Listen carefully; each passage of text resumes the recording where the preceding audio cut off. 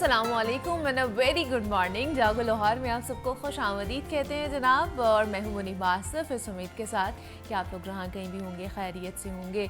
तो जनाब कहा जाता है कि जब इरादे मजबूत हों तो रास्ते खुद ब खुद बन जाते हैं और आपकी ज़िंदगी का मयार आपके इरादों से भांपा जाता है। ज़िंदगी में ना इरादों का मजबूत और बड़ा होना बहुत ज़रूरी होता है, मगर इससे पहले सवाल ये है कि मजबूत इरादे बनाता कौन है। इरादे तो हम सभी बनाते हैं, कहीं ना कहीं कुछ ना कुछ गोल्स हमारी ज़िंदगी के होते हैं, लेकिन हम में से बहुत सारों के जो इरादे हैं वो ख़याली दुनिया से बाहर आने से पहले ही जनाब ख़त्म हो जाते हैं।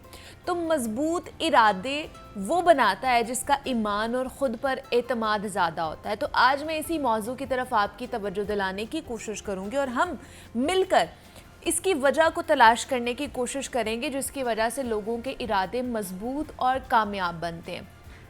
अब इरादा होता क्या है? इरादा वो क़ुव्वत है, वो ताकत है जो हमें अपने मकसद की तरफ लेकर जाती है, हमें मुश्किलात का सामना करने की हिम्मत देती है और हमारा रास्ता मुतय्यन करती है।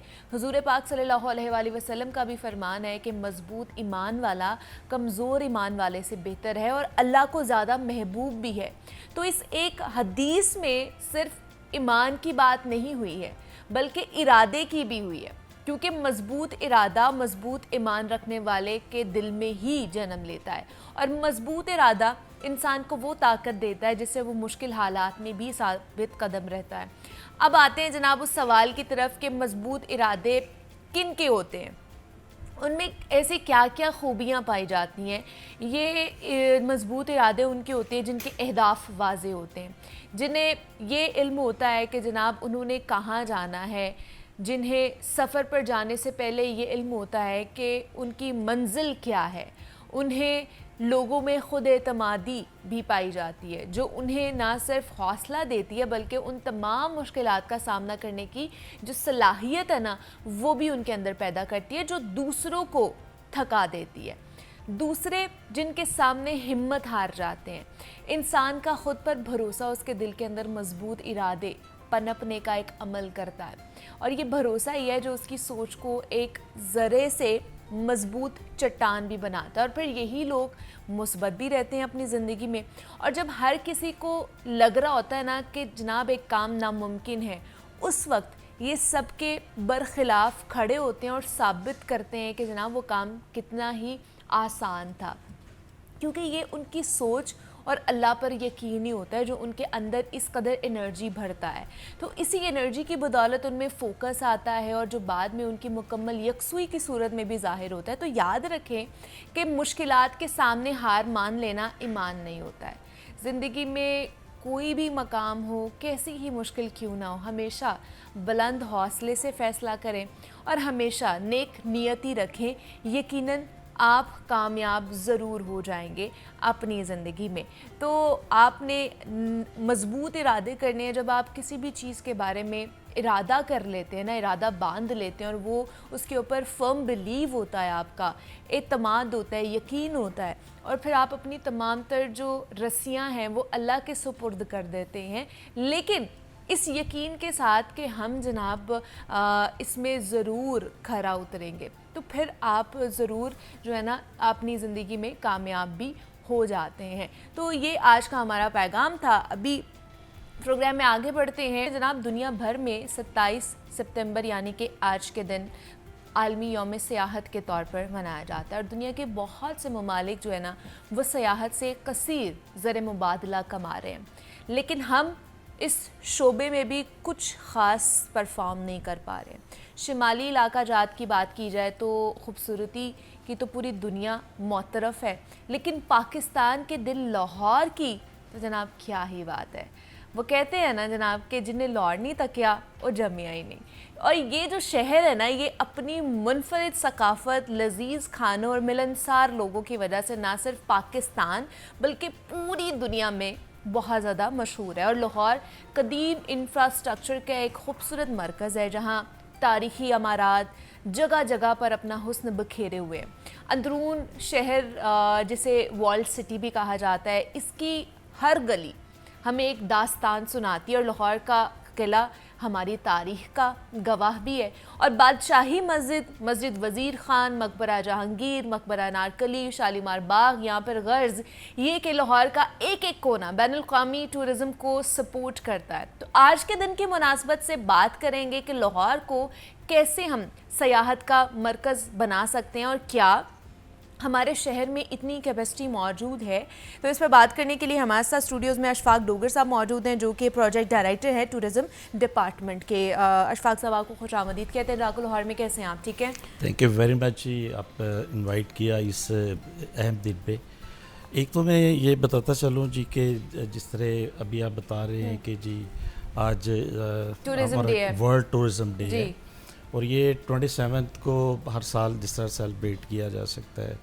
مجھے یاد ہے کہ پچھلے ورلڈ ٹورزم ڈے پہ بھی میں آپ کے پروگرام میں آیا تھا، لیکن میں آج اچھی خبروں کے ساتھ اور جو ٹورزم نے پچھلے ایک سال میں یہاں پہ جو فروغ پایا ہے اور آنے والے ایک سال میں جو لاہوریوں کو ہم فیسلٹیز یہاں پہ دینے جا رہے ہیں، ان کے لیے جو اٹریکشنز ہیں وہ میں we'll talk about that. جی بالکل شور۔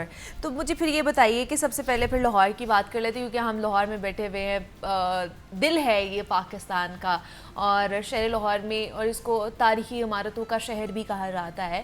تو ٹورزم سپاٹس کون کون سے ایسے ہیں جو لوگوں کو اٹریکٹ کرتے ہیں اگر دیکھا جائے جو باہر سے خاص طور پر ٹورسٹ آتے ہیں؟ دیکھیں جی، آپ کا جو والڈ سٹی ہے جس کو ہم پرانا لاہور بھی کہتے ہیں، آپ ابھی بتا رہے تھے کہ جی وہاں پہ وزیر خان ماسک ہے، دلی دروازہ ہے، شاہی حمام ہے، پھر لاہور فورٹ ہے، بادشاہی ماسک ہے۔ اس کی نو ڈاؤٹ کہ بہت زیادہ اہمیت ہے اور پوری دنیا سے لوگ اس کو وزٹ کرنے کے لیے آتے ہیں۔ اب چیز یہ ہے کہ جو ٹورسٹ کا وہ ڈومیسٹک ٹورسٹ ہے یا انٹرنیشنل ٹورسٹ ہے، وہ جب لاہور آتا ہے تو اس کو ٹورزم ڈپارٹمنٹ اس کو فیسیلیٹیٹ کس طرح کرتا ہے۔ پہلے یہ بڑا مشکل ہوتا تھا کہ جی لوگ اپنی گاڑیوں پہ انڈیویجولی جا رہے ہوتے ہیں، ان کو پارکنگ کا مسئلہ ہے، ٹریفک کا مسئلہ ہوتا ہے۔ تو ہم لوگوں نے کوئی 2015 میں میاں شہباز شریف جب چیف منسٹر پنجاب تھے، لاہور میں ڈبل ڈیکر بسز شروع کی تھی۔ تو آج کل کے دن میں chief minister Punjab madam Maryam Nawaz صاحبہ، انہوں نے ہمیں 6 اور بسیز دی ہیں جو کہ ہائیبرڈ ہیں، ایکو فرینڈلی ہے، اور اس سے فائدہ ہمیں یہ ہوگا کہ لاہور کے وہ جو ہڈن ٹریجرز ہیں یا جو نئے ہمارے جو جگہیں ہیں جن پہ ٹورسٹ کو جانا چاہیے، ان کی فیسیلیٹیشن کے لیے ہم ٹرمینلز بھی نئے اسٹیبلش کر رہے ہیں اور نئے روٹس بھی کر رہے ہیں۔ تو اب کتنی بسیز ہوگی آپ کے پاس ٹوٹل جی پورے پنجاب میں اب ہمارے پاس 5 ہو گئی ہیں، 11 ہو گئی ہیں۔ 5 پہلے تھی، 6 کا کل ایڈیشن ہوا ہے، اور جس میں یہ لاہور نہیں، اس کے علاوہ ہم پنڈی اسلام آباد ہے، بہاولپور، یہ ہم شروع کریں، اور نئی جو ڈیسٹینیشنز ہیں وہ فیصل آباد اور ملتان، یہاں پہ شروع کریں۔ لاہور میں جیسے آپ کے نالج میں ہے کہ قذافی اسٹیڈیم میں ہمارا ٹرمینل ہوتا ہے، وہاں سے پورے شہر کے لیے ہمارے روٹس نکلتے ہیں۔ اب گورنمنٹ آف پنجاب نے، ہمارے سیکرٹری صاحب نے اور M D T D C P نے یہ ڈیسیژن لیا ہے کہ جی آپ کا اس کو جو ہمارے ٹرمینلز ہیں ان کو بھی ایکسپینڈ کیا جائے، and we are very much thankful to C B D. تو ان کے کولابریشن سے ہم سی بی ڈی میں اپنا ایک ٹرمینل بنا رہے ہیں جو کلمہ چوک کے قریب ہے، اور سیکنڈ جو آپ کا ماڈرن لاہور ہے ڈی ایچ اے فیز 6، وہاں پہ ہم ایک جدید طرز کا ٹرمینل وہاں پہ بھی بنا رہے ہیں۔ واہ جی واہ، مطلب وہ جو ایک کونا سمجھا جاتا ہے لاہور کا دوسرا کونا جہاں سے لوگ آتے ہیں، وہ تھوڑا سا کتراتے ہیں کہ ذرا اندرون شہر لاہور میں ایک کونے سے دوسرے شہر میں جائیں، تو وہاں پر بھی ایک ٹرمینل بنایا جا رہا ہے۔ اٹ مینس کہ وہاں سے یہاں تک ایک روٹ جو ہے نا پورا کیا جائے گا۔ دیکھیں یہ جو آج کا دن ہے جس کو ہم سیلیبریٹ کر رہے ہیں ورلڈ ٹورزم، اس کا مین مطلب اور مقصد بھی یہ ہوتا ہے کہ آپ نے جو ڈیفرنٹ کلچرز ہیں ان کو آپ نے کلب کرنا ہے، بالکل ایسے ہے، اس سے آگاہی لوگوں کو دینی ہے۔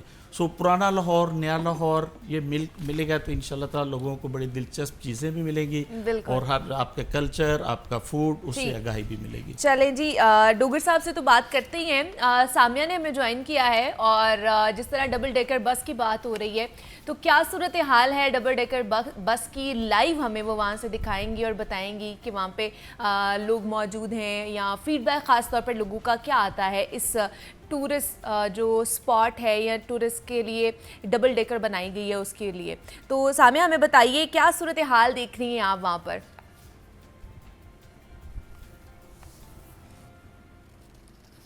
जी बिल्कुल, मैं इस वक्त कज़ाफ़ी स्टेडियम में मौजूद हूँ और यहाँ की बात की जाए तो यहाँ बसेस में जो है वो आज इजाफा ही देखा जा रहा है, क्योंकि वज़ीर आला पंजाब मरियम नवाज की जानिब से कल 5 हाइब्रिड बसेस का जो है वो इफ्तिताह भी कर दिया गया है और बताया यही जा रहा है कि ये जो बसेस हैं ये इको फ्रेंडली बसेस हैं और यहाँ पर यही देखा जा रहा है कि लोग भी बहुत एक्साइटेड दिखाई दे रहे हैं क्योंकि नई बसेस का जो है वो इफ्तिताह हुआ है। तो हर किसी की यही कोशिश है कि वो नई बसेस पर बैठे, क्योंकि कल मरियम नवाज ने जो है वो इस पर सैर भी की है, इसके हवाले से जो है वो उन्हें ब्रीफिंग भी दी गई है। और 2015 में जो है वो डबल डेकर बस का इफ्तिताह किया गया था जो साबिक वजीर आला पंजाब शहबाज शरीफ ने किया था और यहाँ पर भी यही सूरत हाल देखी जा रही है कि बसेस में जो है वो इजाफा कर दिया गया है। और वजीर आला पंजाब मरियम नवाज शरीफ की जानिब से यही बताया जा रहा है कि मुल्तान और फैसलाबाद में भी जो है वो डबल डेकर बस सर्विस का आगाज किया जाएगा ताकि सियाहत को जो है वो मजीद फरोग मिले। डबल डेकर बसेस का इनिशिएटिव लिया गया है, कल खास तौर पर ये फैसला किया गया है और 6 नई बसेस का इजाफा किया गया है इसके अंदर। और सामिया इसके हवाले से पूरे डिटेल में हमें बता रही थी। Samia, thank you so much. जो जितनी भी लाहौर की सियाहती इमारतें देखा जाए, इंफ्रास्ट्रक्चर के हवाले से हम देखते हैं कहीं ना कहीं कुछ ना कुछ चीज़ रह जाती है, कहीं ना कहीं हम लैक कर ही जाते हैं। तो उनके हवाले से आप लोगों ने कोई प्लान आउट किया है कि नई जो सियाहती इमारतें हैं उनको किस तरह बेहतर किया जाए? आज तो चले हो गया, अब नेक्स्ट ईयर जो टूरिज़्म डे आएगा उस पर हमें कुछ नया देखने को मिलेगा।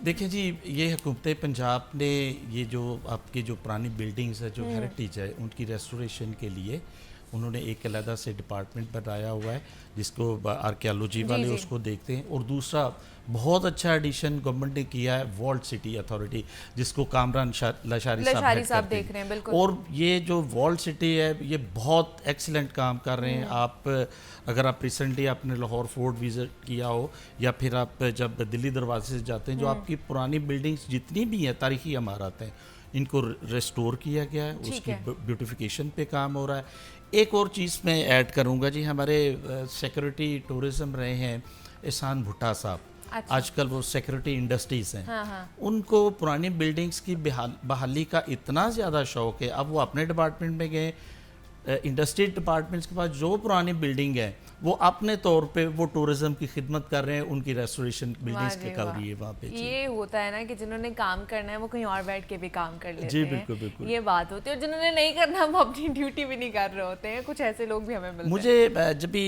अभी प्रोग्राम शुरू हुआ था आपका, तो आपने इंट्रो में एक बात की थी कि अगर इंसान की नीयत वो ठीक हो, इरादे मजबूत तो अल्लाह ताला मदद करता है। बेशक ये टूरिज्म के हवाले से और स्पेशली ये हमारा डबल डेकर बसेस वाला जो प्रोजेक्ट है, ठीक है, आपका इंट्रो इसके साथ 100% मैच करता है। ठीक है। अल्हम्दुलिल्लाह, जिस तरह पहले भी हम बता रहे हैं, ये हमारे फ्लीट में इजाफा हो गया। अब हम आगे क्या करने जा रहे हैं? लाहौरियों के लिए एक बड़ी अच्छी खबर होगी।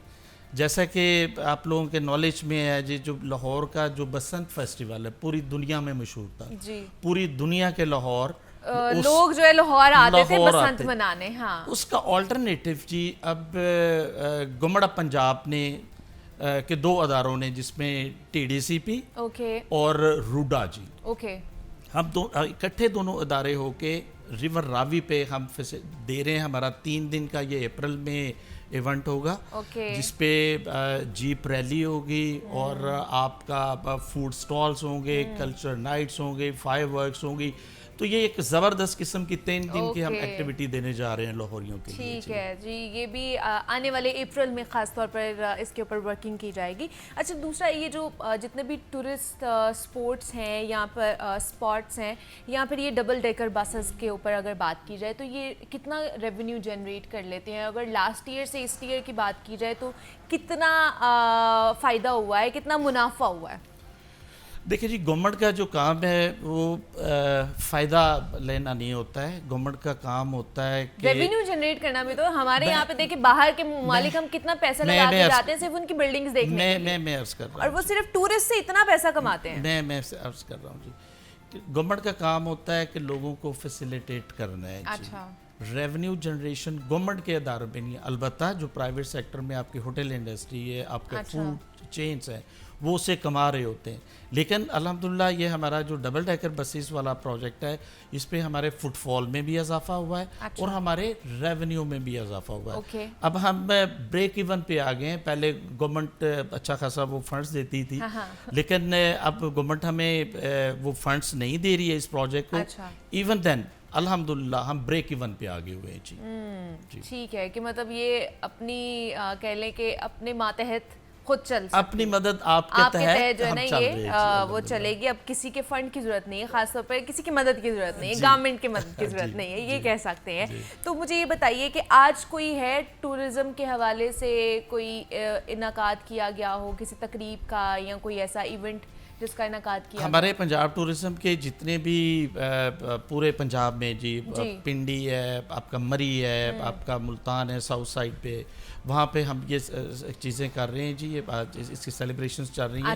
لاہور میں ہم کل ہمارا لاہور میں ایک ایونٹ ہو رہا ہے جی جس میں ہم وہ کلچر نائٹ ہوگی, پرفارمنسز ہوں گی, ٹورزم کے بارے میں لوگوں کو آگاہی دی جائے گی. اور اس کے لیے یہ جو ہماری ڈبل ڈیکر بسیز ہیں ہم لوگوں کو فری رائڈ پہ اس پہ بھی دیں گے.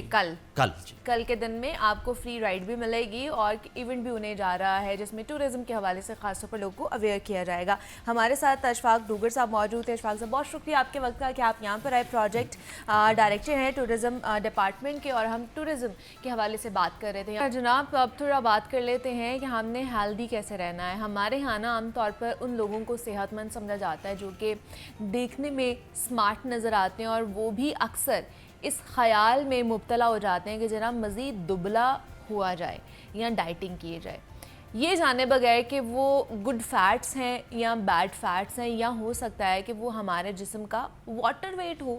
ہمارے جسم میں تقریباً 60% پانی ہوتا ہے اور بعض لوگوں کا جسم اسی وجہ سے بھرا بھرا سا دکھائی دیتا ہے.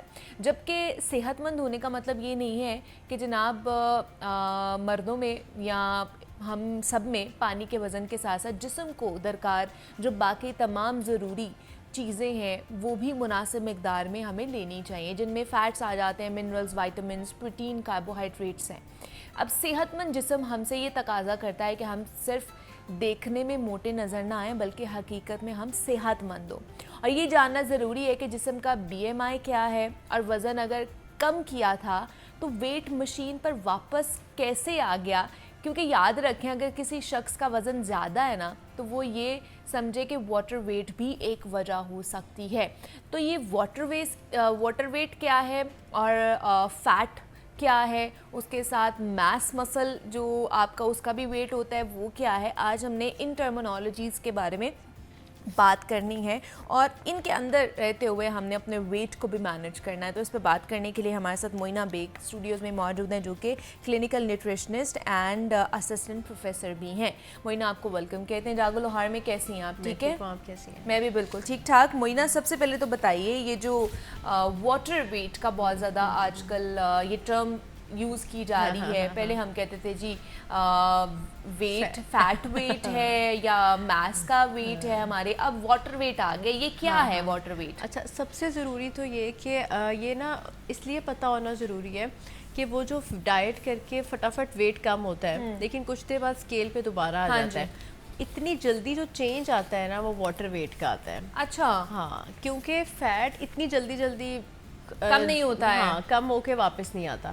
تو ویسے تو یہ کہ جس طرح آپ نے پہلے بات کی 60% ہیومن باڈی واٹر ہے, 60 ہاں, اور تھوڑا سا واٹر ریٹینشن نارمل ہے. اچھا, یعنی جس طرح آپ کی ڈائٹ پہ, آپ کی ہائیڈریشن سٹیٹس پہ, ڈائٹ میں سالٹ کتنا تھا, اس پہ ڈیپینڈ کرتا ہے کہ آپ تھوڑا سا ریٹین واٹر کر سکتے ہیں. یا جس طرح مینسٹرول سائیکل فیمیلز کا ہوتا ہے اس میں ایسا ہو جاتا ہے. لیکن امپورٹنٹ بات یہ ہے جس طرح ہم اکثر یہ ہم نے بات کی ہے کہ فیٹ ڈائٹس میں, کریش ڈائٹس میں ایسے ہوتا ہے کہ فٹافٹ ویٹ کم ہو جاتا ہے. ہاں, مطلب کوئی مہینے میں ہی ہمیں ایسے لگنے لگ جاتا ہے کہ کتنا زیادہ ہم نے ویٹ کم کیا ہے. 7-10 ڈیز والے چیلنجز ہوتے ہیں نا, ان میں فٹافٹ ویٹ کم ہو جاتا ہے, وہ خوش ہو جاتے ہیں جو ویٹ کم کرتا ہے, لیکن وہ واپس آتا ہے کیونکہ وہ اتنی جلدی جو جا رہا ہوتا ہے نا وہ واٹر ویٹ ہوتا ہے. اچھا, وہ واٹر ویٹ ہے. اوکے, وہ فیٹ آپ کا نہیں جا رہا ہوتا, اتنی جلدی اتنی جلدی فیٹ نہیں کم ہوتا. اگر آپ بہت زیادہ اسٹارویشن وغیرہ کر رہے ہیں تو پھر یہ ہوتا ہے کہ آپ کا مسل بھی میس بھی ساتھ, جس طرح بھی آپ نے بات کی نا, باتیں سمجھنی بڑی ضروری ہے کہ آپ کا مسل میس بھی ایک چیز ہے, بونس کی ڈینسٹی بھی ایک چیز ہے, پھر فیٹ پرسنٹیج ہے,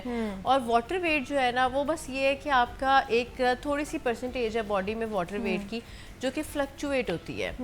ٹھیک ہے. اگر وہ زیادہ ریٹینشن ہوگی وہ پھر کسی انڈر لائن ڈیزیز کی وجہ ہو سکتی ہے. ٹھیک ہے. اس کی اور طرح کی ٹریٹمنٹس اور اس کے دیکھنے کا طریقہ اور ہے, لیکن یہ جو تھوڑا بہت ویٹ فلکچویٹ کر رہا ہوتا ہے نا, یہ واٹر ویٹ تو ہم اس کو کہہ لیں کہ آئیڈینٹیفائی کیسے کر سکتے ہیں؟ مطلب اگر چلے میں اپنی بات کر لیتی ہوں, اب مجھے نہیں پتا کہ میرے جسم کے اندر واٹر ویٹ زیادہ ہے یا فیٹ زیادہ ہے, تو ہم اس کو کس طرح فرق اس میں کیا ہونا چاہیے جو ہمیں پتہ چل جائے؟ ہاں, تھوڑا سا تو آپ کو لگے گا, جیسے کہ آپ کسی دن کہتے ہیں کہ میں اٹھی ہوں تو میرا پفی فیس ہے, پفی فیس ہو گیا, یا مجھے بلوٹنگ ہو رہی ہے, یا آپ کہتے ہیں کہ آج میں نے ویٹ چیک کیا تھا تو اتنا تھا اور کل کر رہی ہوں تو 2-3 پاؤنڈز کا ڈفرینس آ رہا ہے. تو یہ جو ڈفرینس اوپر نیچے ہوتا ہے اس کی سب سے پہلی نشانی ہے ڈسٹنگوش کرنے کی کہ واٹر ویٹ ہے. پھر یہی جو پفینس آپ کی پھر وہ ٹھیک ہو گئی, وہ بھی ایک واٹر ویٹ کی نشانی ہے. باقی یہ ہے کہ یہ ایک چھوٹا پرسنٹیج ہے. باقی اگر آپ نے ویٹ بڑھایا ہوا ہے تو وہ فیٹ پرسنٹیج ہو سکتی ہے. اب تو یہ ہے کہ اب ہم اتنے پیرامیٹرز دیکھتے ہیں. اب تو جب کوئی بندہ ویٹ کم کرنے آتا ہے تو ہم اس کا فیٹ پرسنٹیج فیٹ انالائزر سے چیک کرتے ہیں کہ اس کی باڈی میں فیٹ پرسنٹیج کتنا ہے. پھر آپ کی ویسٹ میئرمنٹ وغیرہ, کیونکہ جن لوگوں کا مسل میس اچھا ہوتا ہے ان کا اسکیل پہ جلدی ویٹ چینج نہیں ہوتا. ٹھیک ہے. اس طرح کر کے ملٹیپل چیزیں ہیں دیکھنے والی جب ہم ویٹ کم کر رہے ہوتے ہیں کہ ہم نے باڈی کو ہیلدیئر بھی رکھنا ہے اور کس طرح سے فیٹ بھی کم ہونا چاہیے, لیکن اتنا بھی مطلب آپ نے ڈراسٹک میئرز بھی نہیں لینے اس کے لیے. ٹھیک ہے. ہاں, یہ والی ساری چیزیں. تو مجھے بتائیے پھر اگر واٹر ویٹ ہم نے کم کرنا ہے تو پہلے تو بتائیے کہ واٹر ویٹ کی وجوہات کیا ہے, ہوتا کیوں ہے, پھر اس کے بعد بات کریں گے کہ اس کو کم کیسے کرنا ہے. بالکل کامن ریزنز ہیں جو آپ کو میں نے بتایا نا, جو نارمل والی واٹر ریٹینشن ہے اس کی ریزنز بڑی کامن ہے. جیسے ڈائٹ ہائی ان سالٹ ہے, بہت زیادہ سالٹ استعمال کرتے. اب ہم سوچتے ہیں کہ ہم تو اتنا سالٹ استعمال ہی نہیں کرتے, لیکن جس طرح فروزن اور جس پریزرویٹو چیزیں ہوتی ہیں ان میں سالٹ بہت زیادہ ہوتا ہے, ایک وہ ریزن ہے. پھر کچھ کاربوہائیڈریٹس جن کی انٹیک بہت زیادہ ہوتی ہے, کیونکہ کاربوہائیڈریٹ کی جو اسٹوریج فارم ہے نا وہ کچھ واٹر ریٹین کرتی ہے باڈی میں.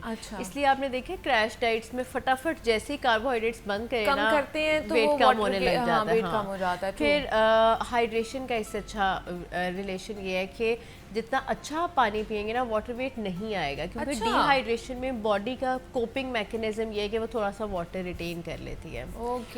یہ تو وہ یہ کامن ریزنس ہیں جو موسٹلی یہی ہوتی ہیں جب ویٹ لاس والے پیشنٹس کو واٹر ویٹ اوپر نیچے ہو رہا ہوتا ہے. اگر آپ ان سب چیزوں کو کنٹرول کر لیتے ہیں تو یہ بہت اچھا ہے. ڈائٹ بیلنس ہو جائے, کچھ بی وائٹامنس ایسے ہیں جو آپ کی ڈائٹ میں ہونے چاہیے تو آپ واٹر ریٹینشن نہیں کرتے, وہ آپ کی ایک بیلنس ڈائٹ میں B6 فریش فروٹس ویجیٹیبل سے آپ کو مل رہا ہوتا ہے. اچھا, پھر جو دوسری ضروری چیز ہے وہ یہ ہے کہ آپ نے نا اپنے جس طرح لوگ کرتے ہیں نا ویٹ لاس ڈائٹ میں روز ویٹ چیک کر رہے ہیں اور اس کے ویٹ مشین پہ کھڑے ہو جاتے ہیں, لٹرلی وہ ایک بہت زیادہ ڈپریسنگ بھی آپ کے لیے ہو جاتا ہے کہ اچھا کم نہیں ہو رہا, زیادہ ہو گیا, یہ ہو گیا, وہ ہو گیا. اس طرح یہ ایک اتنی اچھی ہیبٹ نہیں ہے آپ کو, کیونکہ آپ نے لائف اسٹائل ماڈیفکیشن پہ فوکس رکھنا ہے. تو جو آپ کی فیٹ میں چینجز آئیں گی نا اس کے لیے آپ کو کم از کم 20-25 ڈیز بعد اپنا ویٹ چیک کرنا چاہیے. ایمپٹی اسٹمک کریں تو وہ سب سے اچھا ہے, وہ زیادہ بہتر ہے. اچھا, پھر اب اگر ہم نے خاص طور پر واٹر ویٹ کم کرنا ہے تو اس کے لیے ہم کیا کر سکتے ہیں, کس طرح کی ڈائٹ لیں یا پانی کا اس میں کتنا ہم نے استعمال کرنا ہے, تو اس کے علاوہ کیا کرنا ہے؟ پہلی بات ہے کہ ہائیڈریشن اچھی رکھیں. ٹھیک ہے, ملٹیپل فائدے ہیں, ان میں سے ایک یہ بھی ہے کہ آپ کا باڈی میں واٹر ریٹینشن نہیں ہوگی. ٹھیک ہے. پھر سیکنڈ نمبر پہ یہ کہ سوڈیم کم رکھیں, یعنی کم سالٹ ایڈ کریں. کچھ لوگ بہت زیادہ اسپرنکل بھی کر رہے ہوتے ہیں سالٹ ایڈ کرتے ہیں, ایسا نہ کریں. پروسیس چیزیں کم کھائیں تو آپ کا سوڈیم انٹیک ویسے ہی کم ہو جائے گا. پھر دوسرا یہ کہ پوٹاشیم والی فریش فروٹس ویجیٹیبلس کا استعمال زیادہ کریں, کیونکہ پوٹاشیم والی چیزیں لیں زیادہ لیں. دیکھیں سوڈیم تبھی زیادہ ہو رہا ہے نا, جس طرح ہائپر ٹینشن میں ہم کہتے ہیں کہ ایک تو سالٹ کم کریں لیکن ساتھ ساتھ ہیلدیئر چیزیں جیسے پوٹاشیم رچ فروٹس ویجیٹیبلس. جو فریش فروٹس اور ویجیٹیبلس ہیں نا وہ پوٹاشیم کا اچھا سورس ہے. پھر پانی کا انٹیک اچھا, فائبر زیادہ, یہ وہ ساری چیزیں جو ویسے بھی ہم نے کرنی ہے فیٹ لاس ڈائٹ میں. اور اگر آپ یہ کرتے ہیں تو آپ کا وہ واٹر ریٹینشن اور ویٹ فلکچویشن نہیں ہوتی. اچھا. تو یہ کچھ چیزیں ذہن میں رکھیں کہ کم سالٹ, پروسیسڈ فوڈس کم کریں, واٹر پانی پانی کا استعمال زیادہ کریں, اور فریش فروٹس اور ویجیٹیبلس کا استعمال زیادہ کریں تو آپ کا جو واٹر ویٹ ہے خاص طور پر وہ کم ہو جائے گا, وہ بڑھے گا نہیں.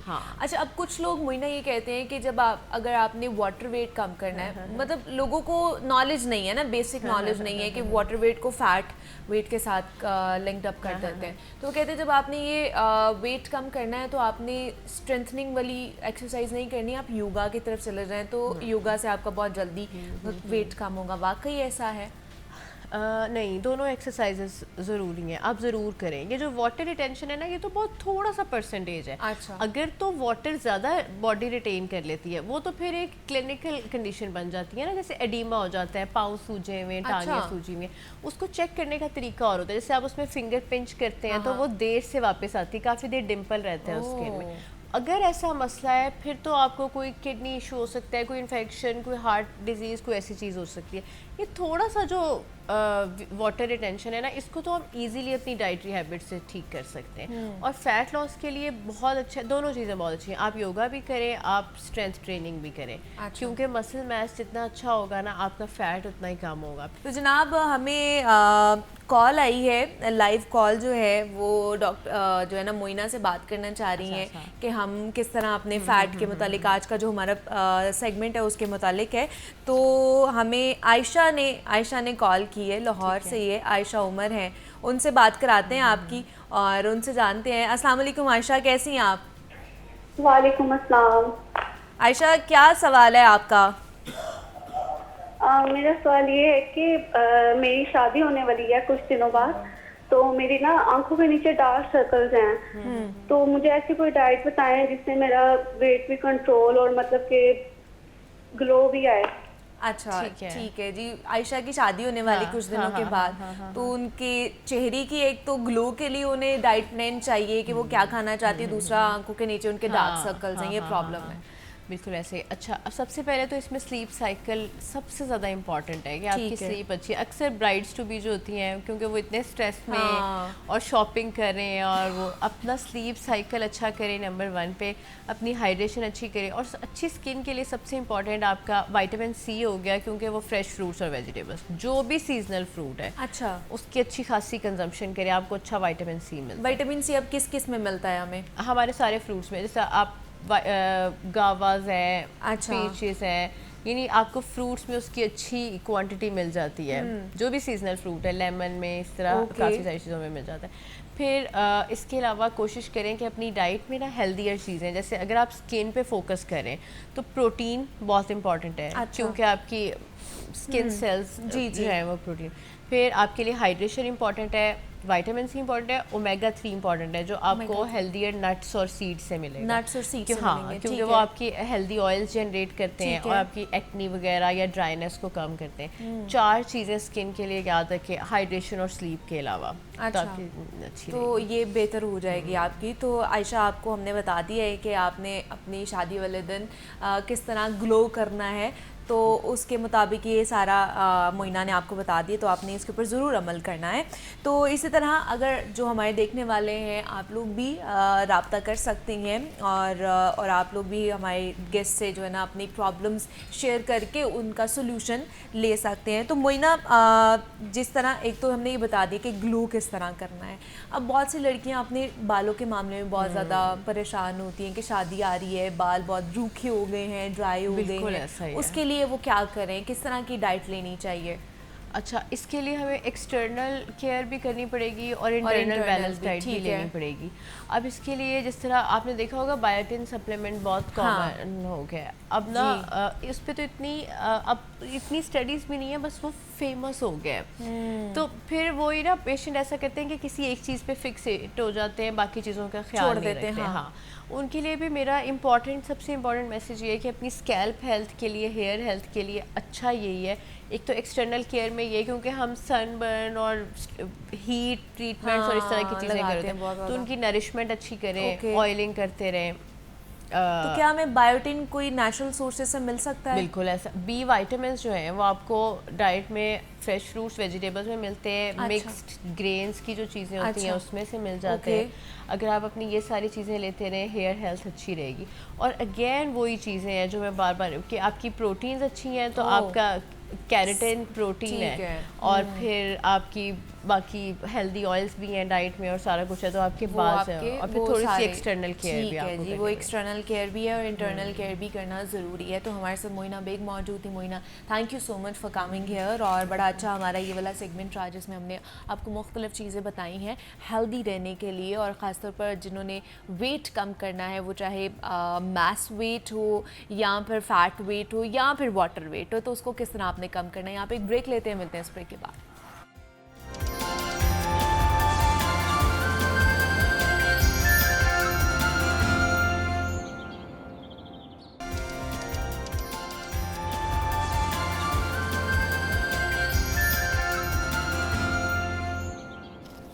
वेलकम बैक टू जागो लाहौर। जनाब, हमारे मुआशरे में एक नहायत ही अफसोसनाक और तशवीशनाक मसला जड़ें पकड़ता जा रहा है, और ये मसला है बच्चों से भीख मंगवाने के मुतालिक, जो रुकने की बजाय रोज़ बरोज़ बढ़ता जा रहा है। गदागरी के इस कारोबार ने कई नित नए तरीक़ों के साथ अपने कदम जमाए हैं, और ये एक ऐसी हकीकत बन चुकी है जो हमारी सड़कों पर रोज़मर्रा का मंजर होता है। यूँ तो बड़े बूढ़े सभी इस निज़ाम का हिस्सा है, मगर अफसोस की बात यह है कि इस मकरू अमल में सबसे ज़्यादा हमारे जो मासूम बच्चे हैं ना, वो निशाना बन रहे हैं। वो बच्चे जिन्हें स्कूल में होना चाहिए, जिन्हें तालीम हासिल करनी चाहिए और मुल्क व कौम के लिए तरक्की का सहारा बनना चाहिए, वो बच्चे हमें सड़कों पर भीख मांगते हुए नज़र आते हैं। हालिया इदादोशुमार के मुताबिक पाकिस्तान में बेकारियों की तादाद तकरीबन 10 से 20 मिलियन के दरमियान है, जो कुल आबादी का तकरीबन 5 से 10% बनती है। पाकिस्तान की कुल आबादी 25 करोड़ है, जो रोज़ाना औसतन 100 रुपए कमाते हैं, और रिपोर्ट के मुताबिक ये भिखारी रोज़ाना तकरीबन 32 अरब रुपए ज़कात और सदकात की सूरत में जमा करते हैं, जो सालाना तकरीबन 117 ट्रिलियन रुपए बनती है। और अफसोसनाक अमर ये है कि इन भिखारियों में बड़ी तादाद बच्चों की हमें नज़र आती है। क़वानीन क्या कहते हैं इस हवाले से, और ये तादाद दिन ब दिन बढ़ती क्यों जा रही है, इस पर हमने बात करनी है। और इस पर बात करने के लिए हमारे साथ बैरिस्टर कुरतुलैन मौजूद है, जो कि माहिर कानून है। स्टूडियोज़ में वो हमारे साथ मौजूद हैं। कुरतुलैन, आपको वेलकम कहते हैं जागो लाहौर में। कैसी हैं आप? ठीक है जी, अल्हम्दुलिल्लाह। कुरतुलैन, हाँ, ये जो सड़कों पर बच्चों से भीख मंगवाई जा रही है और दिन ब दिन इनकी तादाद में हम देखते हैं कि इजाफा होता जा रहा है, तो हमारे जो क़वानीन हैं, हमारा जो आइन है, वो इस हवाले से हमें क्या बताता है? जी, सबसे पहले तो थैंक यू दुनिया न्यूज़, आप लोगों ने मुझे मौका दिया कि मैं यहाँ पे बच्चों के राइट्स के बारे में बात करूँ। जैसा कि हम सब जानते हैं कि क़वानीन की कमी नहीं है जी। कानून तो हर राइट को प्रोटेक्ट करने के लिए कानून मौजूद है। सबसे पहले तो हमारा कॉन्स्टिट्यूशन है, जो कि कहता है उसका article 4, article 25 of the constitution of 1973 of Pakistan, it safeguards all kind of fundamental rights, ठीक है, whether they belong to any kind of gender of men, women and children particularly.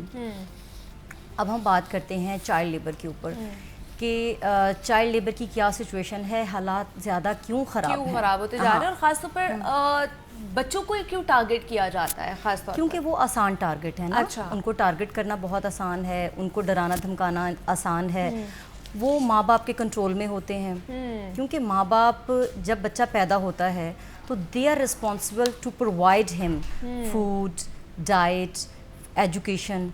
And जब बच्चा पैदा होता है उसको तो नहीं पता ना उसके क्या राइट्स हैं, उसको तो जो बताया जाएगा, जो दिखाया जाएगा, जो उसकी परवरिश की जाएगी, जो उसका घर में माहौल होगा, और वो बच्चा उसी के मुताबिक जो है वो आगे बढ़ेगा सोसाइटी में, जो उसको घर में माहौल प्रोवाइड किया जाएगा। सो सबसे पहले तो ये एक फैमिली यूनिट है, ठीक है। Family is the first unit where child open his eyes, और सबसे पहले फैमिली रिस्पॉन्सिबल होती है, सोसाइटी बाद में आती है। अच्छा। दूसरी जो रिस्पॉन्सिबिलिटी है ये सोसाइटी की है, ठीक है, ठीक है। तो जब पेरेंट्स को ही ये पता नहीं होगा, गुर्बत होगी, खाना नहीं होगा, एम्प्लॉयमेंट नहीं होगी, तो ऑब्वियसली उनके लिए तो बहुत आसान है, बल्कि हमारे सोसाइटी में तो बच्चे पैदा ही इसलिए किए जाते हैं। आपको पता है कि 70% जो लोग हैं वो लोअर द पॉवर्टी लाइन है, अंडर द पॉवर्टी लाइन है। तो जब उनके पास एम्प्लॉयमेंट नहीं होगी, फूड नहीं होगा, तो obviously it is easy for them to send their children for the slavery, to send their children for the home services.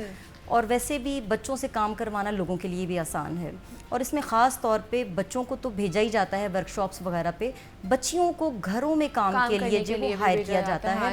एक तो बच्चों की लेबर बहुत आसान है, सस्ती मिल जाती है आपको, you have to spend less on it. कि अगर एक बड़े इंसान को हायर करने के लिए आपको 20 to 30,000 चाहिए, तो आप छोटा बच्चा 5 से 6,000 में आपको अवेलेबल होता है, जो कि बहुत इजी है। और पेरेंट्स के लिए भी कि ये वो एक अर्निंग हैंड है, तो वो बहुत जल्दी उसको इस काम पे लगा देते हैं कि वो पैसे कमा के लाएगा उनके लिए ना।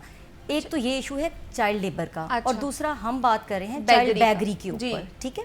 बैगरी जो है ये ओवरऑल पाकिस्तान में एक इंडस्ट्री बन चुकी है, बल्कि मैं बहुत हैरान हुई कुछ फैक्ट्स एंड फिगर्स देखे। बिल्कुल ये गैंग्स हैं इसके पीछे। और इसमें एक डॉन में रिपोर्ट पब्लिश हुई थी जिसमें 38 बिलियन लोग जो हैं वो इस वक्त बैगरी के प्रोफेशन से मुंसलिक हैं।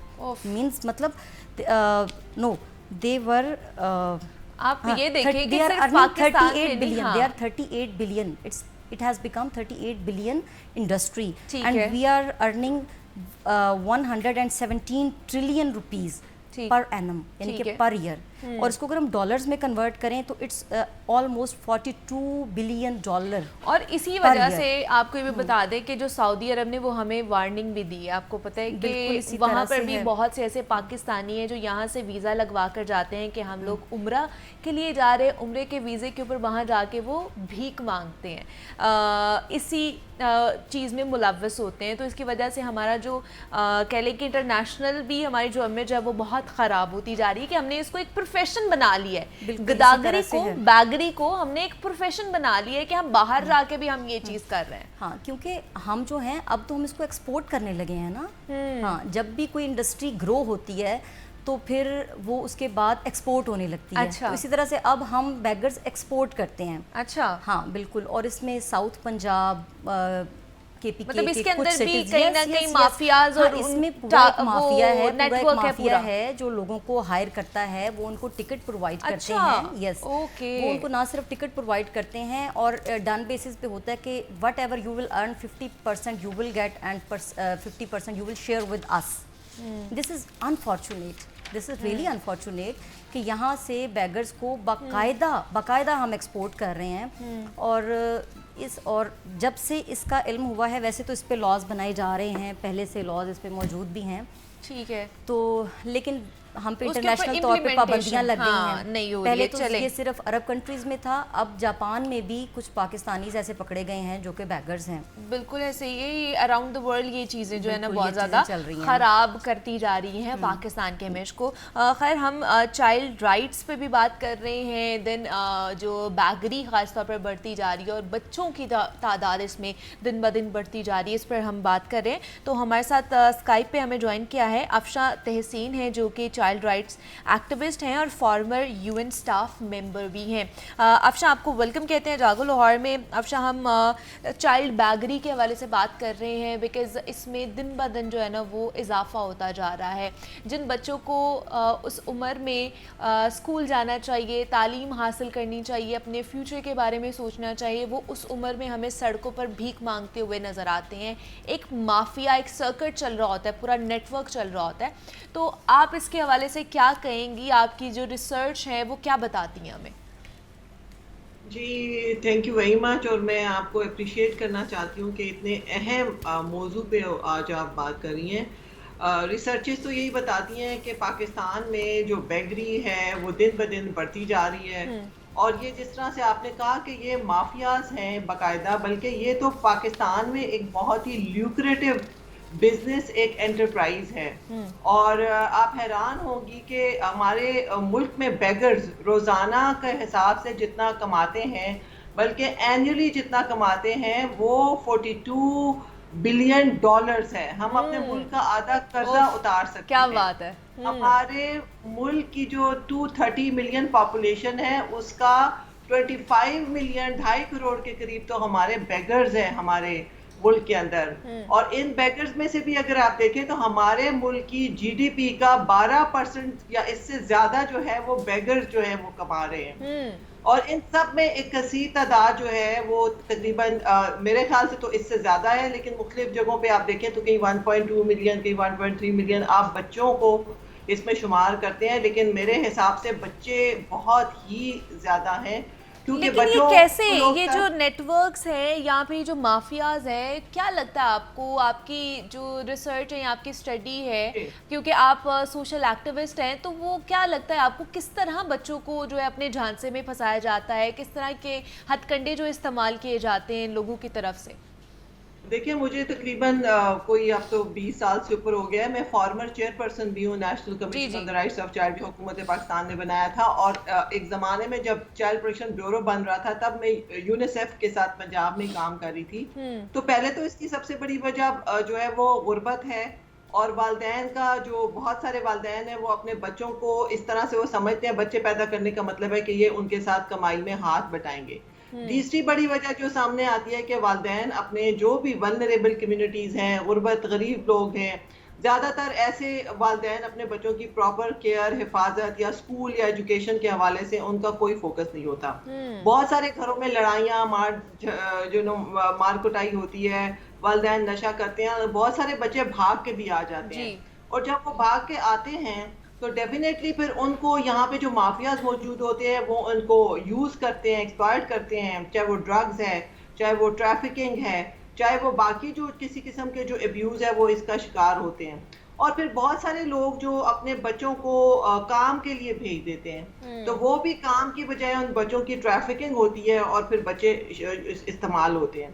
सबसे बड़ी वजह यही है, हम सबको मालूम है एक छोटा बच्चा है वो अपने लिए आवाज नहीं उठा सकता, वो बोल नहीं सकता। उसको आप जिस तरह से उसका इस्तेमाल करेंगे, उसको जितना मर्जी आप बुरी तरह से उसका इस्तेमाल करेंगे कमर्शियली, तो बच्चों के लिए तो कोई आवाज उठाने वाला नहीं है। और ज्यादातर आप देखें तो पाकिस्तान में जब मैं चेयरपर्सन भी थी तो हमने स्ट्रीट चिल्ड्रन पे बड़ा कॉम्प्रिहेंसिव एक पॉलिसी ब्रीफ भी इशू किया था। तो पाकिस्तान में पहले ही बहुत सारे कसीर तादाद स्कूलों से बाहर है, लेकिन ये जो बच्चे सड़कों पे हैं, जो बैगिंग कर रहे हैं या जो मुख्तलिफ तरह की किसी ना किसी अब्यूज का शिकार है, इनके लिए अभी तक पाकिस्तान में कोई प्रॉपर मैकेनिज्म क्या नहीं आपको है। क्या लगता है हमारे जो समाजी माहिरीन है या हमारी जो एडमिनिस्ट्रेशन है वो किस तरह इस खास तौर पर मसले से जान छुड़वा सकते हैं, किस तरह के इनिशिएटिव्स लेने चाहिए उन्हें? पर देखिए इसके लिए तो सबसे पहली जो हमारे लिए जो इंडिकेटर होता है वो है एक स्ट्रॉन्ग पॉलिटिकल विल का होना। और उसके बाद जो नेशनल प्लान ऑफ एक्शन का होना, और उस बच्चों के हवाले से जो नेशनल प्लान ऑफ एक्शन है उसमें बाकायदा बजट का मौजूद होना। क्योंकि जो हमारे पास इक्का दुक्का प्रोविंशियल लेवल पे अदारे हैं भी, तो आप उनको देखेंगे तो आपको पता चलेगा बजट की कमी है, ह्यूमन रिसोर्स की कमी है, टेक्निकल कैपेसिटी की कमी है, ज़राए की। और अभी तक मेरा ये ख्याल है, जितना मेरी स्टडी भी कहती है, कि अभी तक चाहे वो बच्चे सड़कों पे हैं, भीख मांगते हैं, ऑर्फन हैं, जितने ज़्यादा बच्चे आपको स्ट्रीट्स पे नज़र आते हैं, उसकी सबसे बड़ी वजह यह है कि हुकूमत के पास एक फोकस के अलावा इतने ज़राए भी इन तरफ मुख्तस नहीं किए जा रहे। जाहिर है आप जब इनिशिएटिव लेंगे तो फिर आपको बाकायदा बजट एलोकेशन करनी पड़ेगी इन तमाम बच्चों को, चाहे आपने छोटे बच्चों को एजुकेशन की तरफ लिंक करना है, जरा बड़े बच्चों को वोकेशनल स्किल या सेंटर्स में या ऑर्फनेजेस में या रिहेबिलिटेशन सेंटर्स में करना है, या फिर इनके वालिदैन के साथ इन्हें रीयूनिफाई करना है, तो या फिर जो बच्चे ड्रग्स में हैं उनके लिए कोई उनकी रिहेबिलिटेशन करनी है। तो ये एक बहुत बड़ा एक काम है जिसको करने की जरूरत है। और मैं हमेशा से मेरे जितने आप मुझे गूगल करके मेरी वॉइस रेजिंग देख लें, मैं यही कह रही हूँ कि मुल्क पाकिस्तान अफगानिस्तान के पास यंगेस्ट है साउथ एशिया में, जिसकी आधे से ज़्यादा आबादी बच्चों यूथ पे है, और जिसमें से मेजर जो हम इस वक्त परसेंटेज देख रहे हैं बेगरी में और क्राइम्स में मौजूद हैं। तो ये बच्चे जब बचपन में बेगरी भी करते हैं, फिर वायलेंस भी इन पे होता है, ट्रैफिकिंग भी होती है, अब्यूज़ भी होता है, ड्रग्स का भी शिकार होते हैं। इनका तो आप मुस्तकबिल क्या होगा और बड़े इनकी आने वाली फिर नस्लें जो है ना वो किस तरह की होंगी, ये जब एक बड़े अलार्मिंग सिचुएशन है। मैं अब आपकी तरफ आऊँगी, हमारे साथ एक और गेस्ट हैं स्टूडियोज़ में, मैं उनको भी इन कॉन्वर्जेशन लेना चाहूँगी। अच्छा क्रूतलन, हमारे पास फंडामेंटल राइट्स हैं बट कहीं ना कहीं उसके ऊपर इम्प्लीमेंटेशन जो है वो नहीं हो रही। अब अगर एक बच्चा जो है वो बैगरी कर रहा है, अगर उनके ख़िलाफ़ हम देखते हैं कि हुकूमती सतह पर क्रैकडाउन्स भी किए जाते हैं, उनको पकड़ा भी जाता है, तो उसके बाद फर्दर प्रोसीजर क्या होना चाहिए? क्योंकि कुछ दिन बाद वो दोबारा से हमें सड़कों पर ही नज़र आते हैं। Thank you Muniba, thank you so much. इस सिलसिले में मैं ये कहना चाहूँगी कि कोई भी लॉ है जब उसकी वायोलेशन होती है, ठीक है, तो उस पर उसकी इम्प्लीमेंटेशन एक दफ़ा तो हो गई कि आपने उसको पकड़ लिया, क्रैक डाउन हो गया, लेकिन आप उनको रखेंगे क्या, उनके साथ करेंगे क्या? स्टेट के पास कोई लाइन ऑफ एक्शन ही नहीं है। इतने ज़्यादा लोगों को अगर आप जेलों में डाल देंगे तो उनको भी तो आप देखना पड़ेगा ना। तो हमारे पास तो जो हमारी लॉ इन्फोर्सिंग एजेंसीज़ हैं उनकी तादाद पहले से इतनी कम है कि वो बाकी क्राइम्स को कंट्रोल करने में लगी हुई होती हैं। अब एक तरफ चोरी हो रही है, डाका है, लेकिन चाइल्ड कत्ल प्रोटेक्शन है, ब्यूरो भी तो बनाया गया है ना बच्चों के हवाले से ख़ास तौर पर, तो आपको लगता है कि वो सही कर रहा है, इक़दामात उठाए जा रहे हैं? बिल्कुल ठीक है, चाइल्ड ब्यूरोज़ काम कर रही हैं, NGOs काम कर रही हैं, लेकिन वो इतनी कम हैं और जो बच्चे हैं अफेक्टिव हैं उनकी तादाद इतनी ज़्यादा है कि वो उसको हैंडल नहीं कर सकते। ठीक है, कोई भी एक इदारा है तो उसको एक ख़ास पॉपुलेशन तक वो उसको कंट्रोल कर सकता है। हमारे साथ सारा अहमद हैं जो कि चेयरपर्सन है चाइल्ड प्रोटेक्शन ब्यूरो की, उन्होंने हमें ज्वाइन किया है, उनसे बात कर लेते हैं। सारा, बहुत शुक्रिया आपके वक्त का। चाइल्ड बैगरी के हवाले से हम बात कर रहे हैं, ख़ास तौर पर अगर लाहौर शहर में ही देखा जाए तो इसमें ख़ास तौर पर दिन ब दिन बच्चों, जो मासूम बच्चे हैं जिनका ये टाइम है कि वो अपना मुस्तकबिल के हवाले से देखें, वो स्कूल जाए, वो तालीम हासिल करें, वो हमें सड़कों पर भीख मांगते हुए नज़र आ रहे हैं। तो चाइल्ड प्रोटेक्शन ब्यूरो जो है इस हवाले से क्या इनिशिएटिव्स ले रहा है या क्या इक़दामात उठा रहा है? जी thank you. Child protection bureau अपने मैंडेट के तहत रेस्क्यू ऑपरेशंस करता है, इन बच्चों को लेके आते हैं, हम उनको रिहेबिलिटेट करते हैं। We have our own really qualified psychologist, उनकी तो साइको काउंसलिंग होती है, फिर उनको एजुकेशन दी जाती है। काफ़ी बच्चे हैं जो टू गो बैक, तो फिर जो है कोर्ट डिसाइड करती है कि उनको ब्यूरो में रखना है। ऐसे बच्चों को हम एजुकेशन दे रहे हैं, हुनर सिखा रहे हैं। काफ़ी बच्चे हमारे जो है वो जॉब मिलती है उनको बड़े होके, you know we got lot of success ऐसी ही कहानियों की।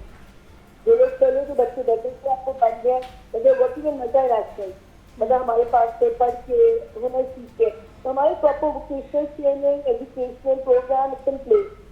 एंड इसके अलावा देखिए ये child baby is a big social issue. जिस तरह आप लोग पहले भी बात कर रहे हैं, ये ऑफकोर्स गवर्नमेंट कितना भी कोशिश करे सारे बेगर्स को नहीं कॉम्पीट कर सकती, लेकिन इसके पीछे जो अंडरलाइन सोशल कॉज है वो है पॉवर्टी जो हमारे मुल्क में गुर्बत, अनएम्प्लॉयमेंट है, बेरोजगारी। तीसरा, कुछ लोगों ने अपना कोर्स को पेशा बना लिया।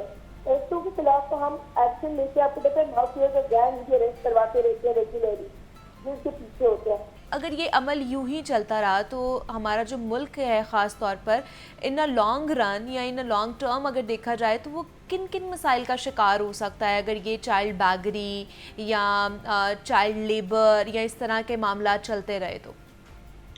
देखें, इसको हम 3 लेवल्स पे देखते हैं। सबसे पहले तो हम इसको ग्लोबल लेवल पे देखते हैं, क्योंकि पाकिस्तान उन ममालिक की लिस्ट में पहला मुल्क था, मुसलमान मुल्क, जिसने बच्चों के हकूक़ का आलमी मुआहदा जो है वो साइन किया था।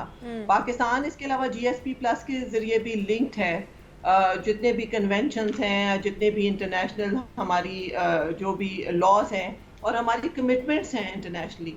तो अभी तो हमारी जितनी ट्रेड है और जितना भी बाकी हमारा इमेज है, हमारी कमिटमेंट्स जो हैं वो लिंक्ड हैं और हम पे बाइंडिंग है कि हम पाकिस्तान में जितने हमने army model convention treaty sign की हैं उनकी इम्प्लीमेंटेशन करें। नहीं तो पाकिस्तान जो ऑलरेडी आपको पता है बहुत सी और वजूहात हैं ग्रे लिस्ट में जो है Tier 2 में, तो ये भी एक एडिशनल ह्यूमन राइट्स या चाइल्ड राइट्स इसका एक बहुत बड़ा हिस्सा है।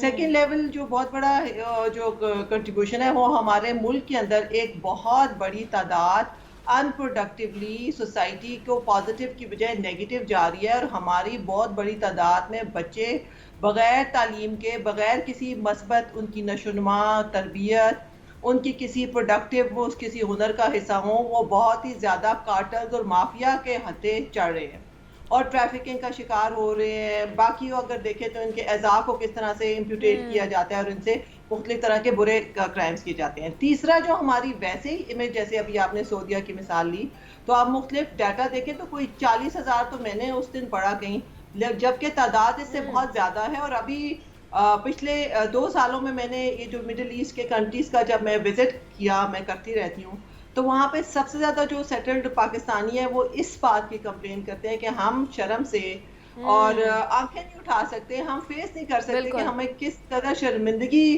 کا سامنا کرنا پڑتا ہے دوسرے ممالک کے لوگوں کے سامنے، کہ پاکستان سے لوگ یہاں پہ آ کے کس قسم کے کام کرتے ہیں.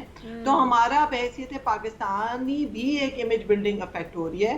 اور تیسری یہ کہ اگر یہ کثیر تعداد، اگر آپ اس کو ٹیپ نہیں کریں گے، اس پہ فوکس نہیں کریں گے، تو یہ مافیاز کے ہتھے چڑھ کے اس سے برے نتائج جو ہے ہمارے ملک کے بچے فیس کریں گے. اور ہمیں ان بچوں کو بچانا ہے، ہمیں اس بہت بڑی جو ملینز میں پرسنٹیج بنتی ہے اس پہ ہمیں فوکس کرنا ہے. اور گورنمنٹ آف پاکستان کو بالخصوص یہ جو اسٹریٹس پہ بچے ہیں ان کے بارے میں کوئی لاہ عمل رکھنا پڑے گا. میں جو چیئر پرسن تھی، مجھے انٹرنیشنل ٹی وی چینلز بھی مجھ سے پوچھا کرتے تھے اور میرے پاس کوئی جواب نہیں ہوتا تھا. تو ہمیں ان باتوں کے جواب ابھی ڈھونڈنے ہیں اور ہمارا فوکس ہونا چاہیے، بالکل کام کرنا ہے. لاسٹ پہ قرۃ میں آپ سے بھی جاننا چاہوں گی، آپ کیا تجاویز دیں گی کس طرح اس میٹر کو بہتر کیا جا سکتا ہے؟ قوانین کو آپ کو لگتا ہے کہ بہتر کیا جانا چاہیے، ان میں کچھ امینڈمنٹس کرنی چاہیے، پھر جا کے یہ اگر دیکھا جائے تو باقی امپلیمنٹیشن بہتر ہوگی؟ منیبا، قوانین موجود ہیں، ٹھیک ہے. سب سے پہلے تو یہ اسٹیٹ کی رسپانسبلٹی ہے، اسٹیٹ کو پتہ ہو، اسٹیٹ کی پریورٹی ہو کہ ہم نے اس چیز کو ختم کرنا ہے. آپ نے دیکھا ہوگا کہ جب بھی ہماری گورنمنٹ کو ڈیسیجن لیتی ہے اس کے لیے باقاعدہ بجٹ رکھا جاتا ہے، اس پہ کام کیا جاتا ہے. قوانین موجود ہیں، اس کو نان اویلیبل بنانا چاہیے میرے مطابق. میں وہی تو کہہ رہی ہوں نا کہ قوانین وہ موجود ہیں، لیکن مسئلہ یہ ہے کہ صبح وہ پکڑے جاتے ہیں، رات کو وہ دوبارہ سے باہر ہوتے ہیں. اور تو کیا کرنا چاہیے ہمارے کہ قوانین میں لوپ ہولز ہیں، امپلیمنٹیشن میں کہیں نہ کہیں پرابلمز ہیں، یہاں پر جو وکیل ہوتے ہیں جو وہ لوگ ہائر کرتے ہیں وہ اتنے مضبوط ہیں کہ وہ اتنا اچھا ڈیفینڈ کر لیتے ہیں کہ وہ راتوں رات باہر آ جاتے ہیں. منیبا آپ ٹھیک کہہ رہی ہیں. دیکھیں جب لا میں ایک گنجائش ہوگی کہ ایک بیلیبل اوفینس ہے، تو وکیل کا تو کام بیل کروانا ہے. ٹھیک ہے، ہمارے پاس تو جب کوئی کلائنٹ آئے گا ہمیں کہے گا کہ بیل کروانی ہے، تو ہم دیکھیں بیلیبل اوفینس کی بیل ہو جاتی ہے، آپ اس کو نان بیلیبل بنا دیں، نمبر 1. نمبر 2، جب آپ کے پاس پنجاب ویگرنسی ایکٹ آرڈیننس 1958 موجود ہے، ٹھیک ہے، اس میں 3 سال سزا ہے اس کی، آپ اس کو امپلیمنٹ کریں. آپ نے کبھی کسی کو سزا ہی نہیں دی. جب سزا نہیں ہوگی، فائنس نہیں ہوں گے، ہم باہر والے ملکوں سے اپنا مقابلہ کرتے ہیں، وہاں پہ تو اس قدر امپلیمنٹیشن زیادہ ہے اور فائن اس قدر زیادہ ہوتا ہے کہ وہاں پہ ہماری بھی جرت نہیں ہوتی کہ ہم ایون کوئی سگنل ہی بریک کر دیں. کوئی بھی لا ہے، کسی چیز سے بھی ریلیٹڈ ہے، جب تک اس کی امپلیمنٹیشن نہیں ہوگی اور فائن زیادہ نہیں ہوگا اور پینالٹیز کی امپلیمنٹیشن نہیں ہوگی، تب تک آپ یہ صورتحال بہتر نہیں ہو سکتی. اب صاحب میرے خیال سے آپ بھی کچھ کہنا چاہ رہی ہیں اس کے اوپر؟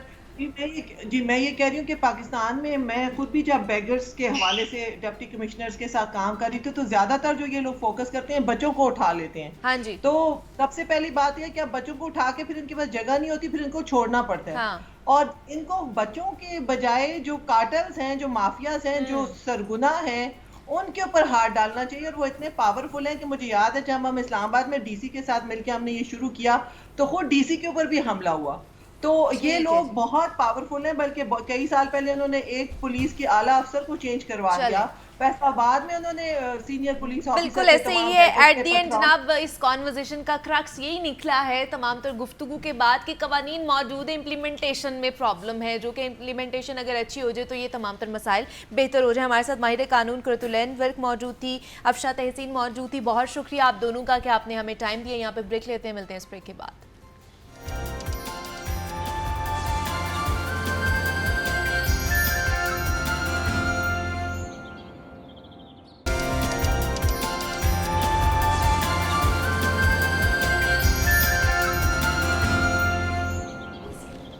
वेलकम बैक टू जागो लाहौर। जनाब कहते हैं कि अखलाक और तहज़ीब से कौमें बनती हैं और सड़कों पर कवानीन की पाबंदी किसी भी कौम की तहज़ीब की अक्कासी होती है। अगर बात की जाए हमारी पाकिस्तानी अवाम की तो ट्रैफिक कवानीन की खिलाफ वर्जी को तो हम जैसे अपना हक समझते हैं और जिस वजह से बहुत से हादसात भी रूनुमा होते हैं। इसके अलावा जो अफराद अपनी लेन लाइन की खिलाफ वर्जी करते हैं उनके मुतालिक हमने देखा है लाहौर ट्रैफिक पुलिस ने लेन लाइन डिसिप्लिन का शऊर उजागर करने के लिए एक पूरी कैंपेन डिज़ाइन की है। मोटरसाइकिलिस्ट एंड जो दीगर स्लो मूविंग व्हीकल्स हैं उनके लिए अलग लेन मुख्तस की गई है और लेन लाइन स्टॉप लाइन की आगाही के लिए वार्डन्स भी तैनात कर दिए गए हैं। और इवन दो कि आपने देखा होगा कि अब कोन्स का इस्तेमाल किया जा रहा है, कोन्स लगाई जा रही हैं। आज हम इसी हवाले से बात करने जा रहे हैं कि क्या ट्रैफिक पुलिस मुनज़्ज़म ट्रैफिक के हवाले से उसके हसूल के लिए ट्रैफिक कवानीन पर सख्ती से अमल दरामद करवाने में कामयाब हो पाई है, यहाँ पर लोगों के अंदर अवेयरनेस की इतनी कमी है कि जनाब वो लेन लाइन की पाबंदी भी नहीं कर सकते हैं। इस पर हमने बात करनी है। इस पर बात करने के लिए हमारे साथ मौजूद हैं प्रोफेसर हैं डॉक्टर सोनिया उमर हैं जो कि पंजाब यूनिवर्सिटी से उनका ताल्लुक़ है और डायरेक्टर भी हैं वहाँ पर सोशल वर्क डिपार्टमेंट से उनका ताल्लुक भी है। तो डॉक्टर सोनिया आपको वेलकम कहते हैं जागो लाहौर में। कैसी हैं आप? ठीक है, थैंक यू जी, अल्हम्दुलिल्लाह, thank you so much. Doctor Sonia सबसे पहले तो बताइए जो हम एक पूरी मुहिम की जा रही है, डिज़ाइन की गई है ट्रैफिक पुलिस की तरफ से लेन लाइन के ख़ास तौर पर सिर्फ पाबंदी के हवाले से कि उसके हवाले से अवेयरनेस लोगों में पहुँचाई जाए, तो ये तो मेरा ख्याल से बहुत ही कॉमन सा कह लें कि नॉलेज लोगों में होनी चाहिए। जो भी ड्राइवर्स या जो भी व्हीकल्स चला रहे होते हैं उनको पता होनी चाहिए कि हमने लेन लाइन की पाबंदी करनी है। इसके लिए भी हमें जो है लोगों को अवेयरनेस पहुंचाई जा रही है। बहुत शुक्रिया जी यहाँ पे दावत देने का। सबसे पहले देखें, हम जब कोई माशरे में कोई स्टेप लेते हैं, आपने लेन लाइन की बात की, तो ये एकदम या एक दिन तो लोगों के अंदर अवेयरनेस नहीं आएगी। इंस्टेंटली जैसे आप कह लीजिए कि आपने आज कोन्स बना दी। अगर आप मुझसे पूछें, जितना हमारा तजर्बा है, हम सोशल रिसर्च इस पे करते हैं, तो आपकी सड़क के ऊपर जो लोग मौजूद हैं उसमें से 70% लोगों को उन कोन्स का शायद मकसद ही पता नहीं होगा। अच्छा, उनको शायद ऐसा लगे कि ये तो किसी कंस्ट्रक्शन कॉस्ट के लिए वहाँ पे रखी गई है। बिल्कुल। अब ये आप देख लें, ये देखें अब आपके किस तरह ना लेन लाइन की ऐसा ही है खबर है लोगों को। बाइक्स वाले जो हैं वो उस लेन में भी आ रहे हैं जो कि फास्ट लेन जिसको कहा जाता है, जिसमें वो आ ही नहीं सकते। बिल्कुल ऐसे ही है। उसमें अगर आपको टक्कर लग जाए किसी गाड़ी के साथ, आपका हादसा हो सकता है और ये बहुत सारी वजूहात भी हैं। जी हाँ, हादसा होता है। पाकिस्तान का ताल्लुक पुलिस स्टैटिस्टिक्स जो हैं, आपको मैं बताना चाहूँगी, स्टैट्स से कहते हैं कि हर 5 मिनट में पाकिस्तान के अंदर एक हादसा होता है। जी हाँ, ठीक है। और एवरेज 15 to 29 ईयर्स एज है उन जवान बच्चों की जो हादसात का शिकार होते हैं। इसमें डेथ रेट बहुत ज़्यादा है। साउथ एशिया में पाकिस्तान इंडिया के बाद पाकिस्तान का ताल्लुक एक ऐसे मुल्क में है जहाँ पे सबसे ज़्यादा हादसात और डेथ्स रिपोर्ट होती हैं। दुनिया भर में हम कोई 90s में आउट ऑफ 280 कंट्रीज़ हम जो है वो फॉल करते हैं। तो ये तो हमारे स्टैट्स जो है वो ये बात कहते हैं। अब बात यह है कि जो हमारी बुनियादी तालीम है उसके अंदर अगर हम सिविक सेंस जैसे सब्जेक्ट्स या उस तरह के एलिमेंट्स को हम शुरू से ही नहीं डालेंगे, कितने ऐसे स्कूल होंगे, मे बी आप कुछ प्राइवेट स्कूल जो कि 2 या 4 या 5% पॉपुलेशन को रिप्रेजेंट करते हैं। इसके अलावा क्या हमने अपनी कभी जो यंग बच्चे जिन्होंने बाइक्स चलानी है उनको कितनी हम अवेयरनेस एक एजुकेशनल इंस्टीट्यूशंस में देते हैं, कितने अवेयरनेस सेमिनार्स हैं। अब आपने जैसे बात की सिविक सेंस की, अब मुझे ये समझ नहीं आती, यही पाकिस्तानी जब किसी बाहर के ममालिक में जाते हैं तो वहाँ पर तो इन्हें सिविक सेंस बहुत अच्छी होती है। वहाँ पे इन्हें पता होता है कि जी आपने सड़क पर थूकना नहीं है, आपने कोई रैपर नहीं फेंकना, आपने गाड़ी जो है वो उसी लेन में चलानी है और अगर आपने लेन शिफ्ट भी करनी है, एक लेन से दूसरी लेन में भी जाना है, तो आपको उसके लिए भी कुछ रूल्स हैं जो फॉलो करने पड़ते हैं, वरना बहुत भारी आपको जुर्माना होता है। वहाँ पर जाके इनकी सिविक सेंस जो है बहुत अच्छी हो जाती है और जैसे वो पाकिस्तान में आते हैं दोबारा से वो वही मामलात पैदा हो जाते हैं। میں خود انٹرنیشنل ٹریول یا جتنا نیشنل ٹریول ہم کرتے ہیں، آپ یقین کیجئے پوری دنیا کے ایئرپورٹس میں ہم پھرتے ہیں، ہم پاکستانیوں سے انٹریکٹ کرتے ہیں. جی. آپ لاہور ایئرپورٹ پہ میں اترتی ہوں تو جو وہ ہم نے پاسپورٹ پہ اسٹیمپ کرنا ہوتا ہے، وہیں سے ہماری سیوک سینس جو ہے وہ ختم ہو جاتی ہے. دیکھیں وہ جو آپ نے بات کی rule of law is my answer to it, کہ ہم رول آف لا کو مینٹین نہیں کرتے جتنا باہر مینٹین کرتے ہیں. ہمارے ہاں جب لوگ باہر جائیں گے تو وہ نالج لوگوں کو مل جاتا ہے، اور وہ اتنے اسٹرکٹ قوانین ہیں کہ اس خوف سے دبئی جیسے ملک میں ہزاروں درہمس میں جو ہے وہ فائن ہے. اور ہماری بہت سی لیبر کلاس، اب آپ کی بات یہاں تک ٹھیک ہے کہ ان کے پاس کوئی تعلیم بھی اس طرح سے نہیں ہوتی.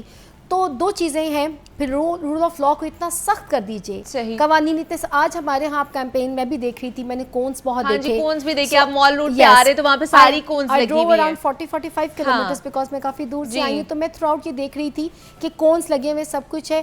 لیکن پھر بھی اس میں وہ لوگ نہیں چلا رہے ہیں بائکس، وہ لوگ اسی لین میں چلا رہے ہیں جو گاڑیوں والی لین ہے. فرسٹ یا سیکنڈ لین، میرے آگے کئی بائکس، اور سارا دن ہم بریکس جو ہے وہ لگاتے ہیں. اچھا میں آپ کو اس اور ایلیمنٹ، کل جب مجھے پتا چلا کہ مجھے اس موضوع پہ بات کرنی ہے، دیکھیں ہم نے اب جینڈر فرینڈلی بھی رکھنا ہے اپنی روڈز کو.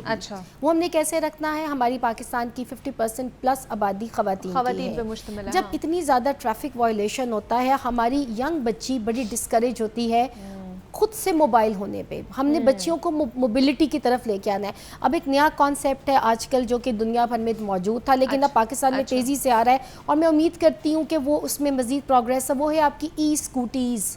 انڈیا میں آپ دیکھیں امرتسر میں چلا رہے ہوتے ہیں. اب جو بچیاں، جب آپ ان کو اتنا انڈیپینڈنٹ کر دیتے، they do not have any excuse کہ ابو نے چھوڑنا ہے یا بڑے بھائی نے چھوڑنا ہے. اگر کوئی چھوڑنے والا نہیں ہے تو تعلیم ختم کروا دیں. میٹرک کے بعد کوئی بچیوں کو آپ اپنے پیروں پہ کریں گے، آپ اس طرح کی پروویژنس دیں گے. گورنمنٹ، بلکہ I would appreciate the current government کہ انہوں نے بھی ایک انیشیٹوز دیے ہیں.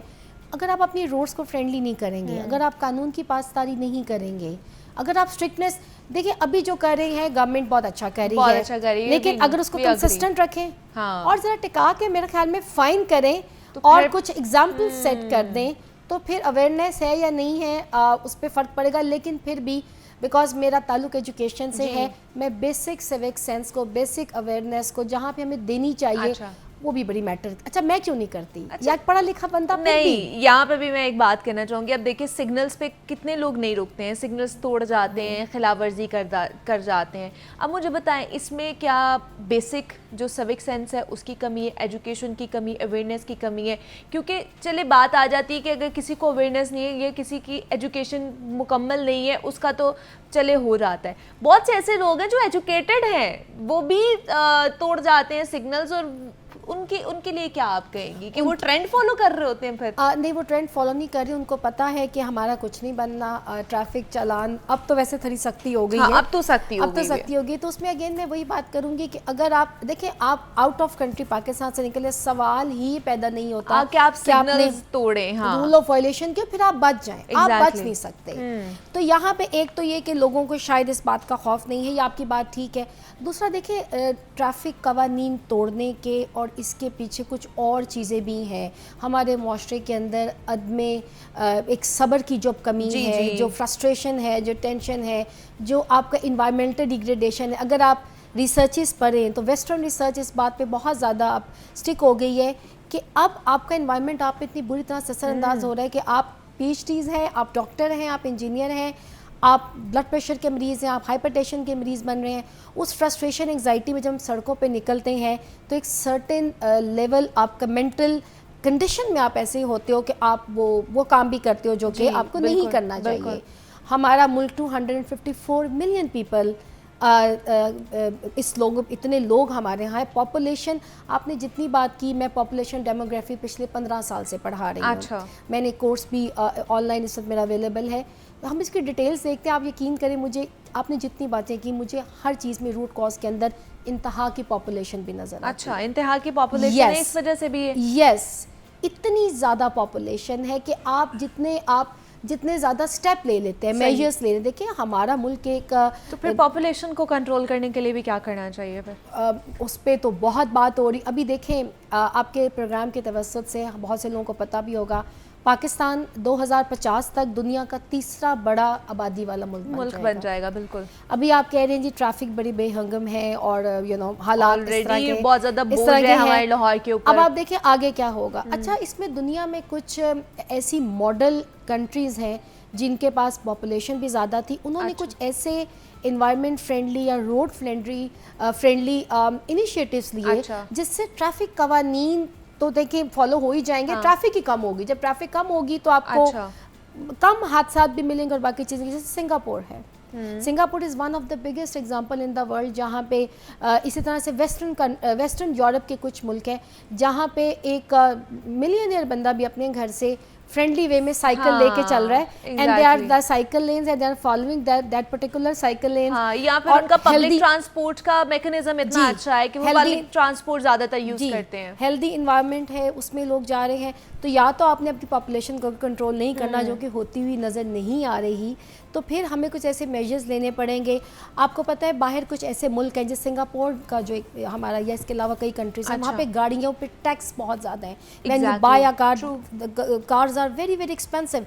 तो अगर गाड़ियाँ एक्सपेंसिव होंगी तो वो डिस्करेज भी करती हैं लोगों को। यहाँ पे तो एक घर में से 4 बंदों ने अगर जाना है तो 4 गाड़ियाँ निकलती हैं, अलग अलग निकलती हैं। एक तो वो जो हमारी पोल्यूशन है वो भी बहुत ज़्यादा ख़राब हो रही है, दूसरा ट्रैफिक का भी दबाव जो है वो बढ़ता जा रहा है और उसी में आपके एक्सीडेंट होने के चांसेस होते हैं। अब आप हेलमेट देखें, अब हेलमेट जो है आप कवानीन की बात कर रही हैं, इट इज़ कंपल्सरी। इसलिए एजुकेशन इज़ मस्ट, देन हमारी जो इम्प्लीमेंटेशन है, जिससे इससे पहले भी हम जिस सेगमेंट में बात कर रहे थे कि कवानीन मौजूद है, इम्प्लीमेंटेशन जो है ना उसमें कहीं ना कहीं हम लैक कर रहे होते हैं, जिसकी वजह से ये तमाम तर प्रॉब्लम्स का सामना हमें करना पड़ता है। तो इस पर बात करने के लिए हमारे साथ डॉक्टर सोनिया मौजूद थी। Doctor Sonia, thank you so much for coming here. और जनाब, क्योंकि आज जुम्मे का दिन है और आपको पता है कि जुम्मे के दिन ख़ास तौर पर हम कुरान पाक के हवाले से और हुज़ूर पाक सल्लल्लाहु अलैहि वसल्लम की ज़िंदगी के हवाले से कुछ जो तालीमात हैं उनके ऊपर गुफ्तगू करते हैं। तो आज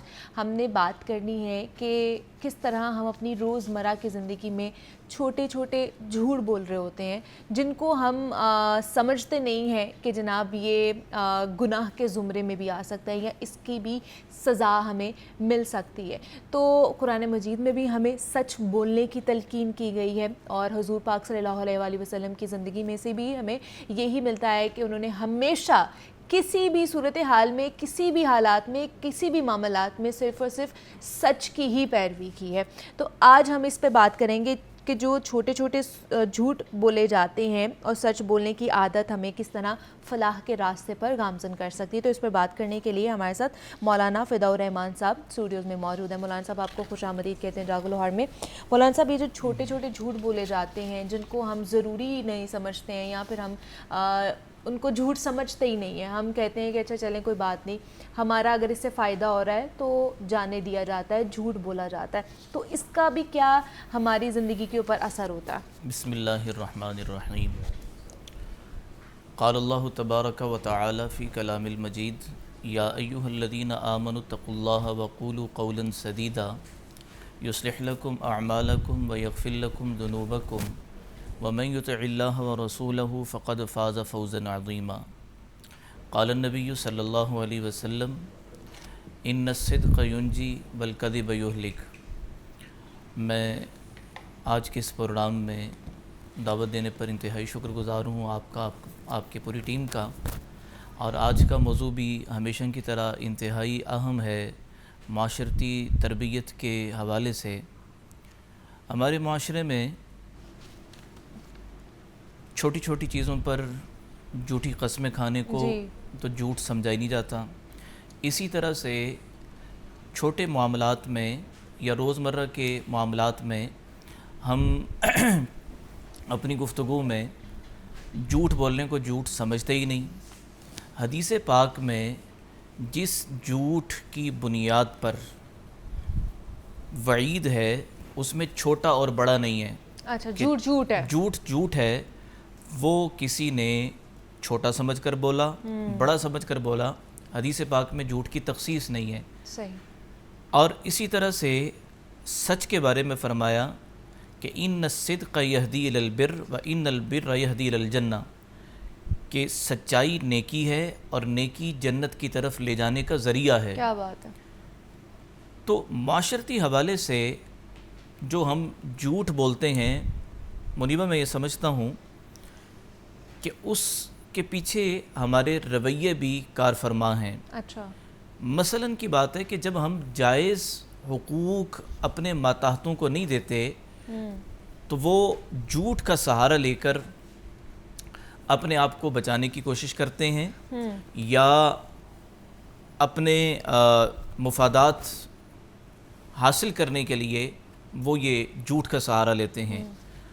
تو ہمیں چاہیے کہ پہلی بات تو یہ ہے کہ ہم حدیث پاک کو سامنے رکھیں، کلکم راعٍ و کلکم مسئول عن رعیتہ، ہر بندہ تم میں سے نگہبان ہے اور اس کے ماتحت کے بارے میں اس سے سوال کیا جائے گا.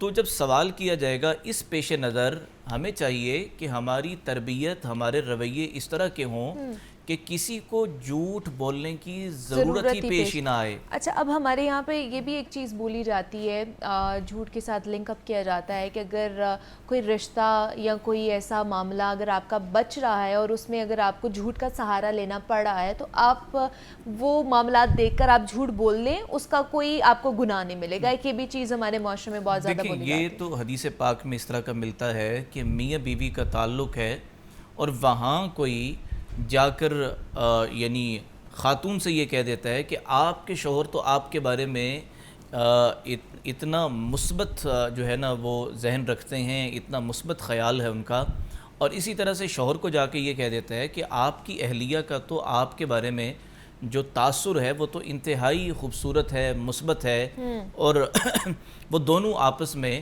ملنے کے لیے تیار ہو جاتے ہیں. یوں رشتے کی دراڑیں ختم ہو جاتی ہیں، دوریاں ختم ہو جاتی ہیں. تو یہ مستحسن عمل ہے، یہ بری چیز نہیں ہے. بری چیز کب ہے کہ جب دو رشتے پیار و محبت سے چل رہے ہیں، خاندان جڑ رہے ہیں، ان میں جا کر جھوٹ بول کر نفرت پیدا کر دینا کہ تمہارا شوہر تو تمہارے بارے میں اتنا منفی خیال رکھتا ہے، تمہاری اہلیہ تو تمہارے بارے میں انتہائی جو ہے نا وہ بری باتیں کہتی ہے، اور اس سے دوریاں پیدا ہو جائیں، یہ چیز قابل مذمت ہے.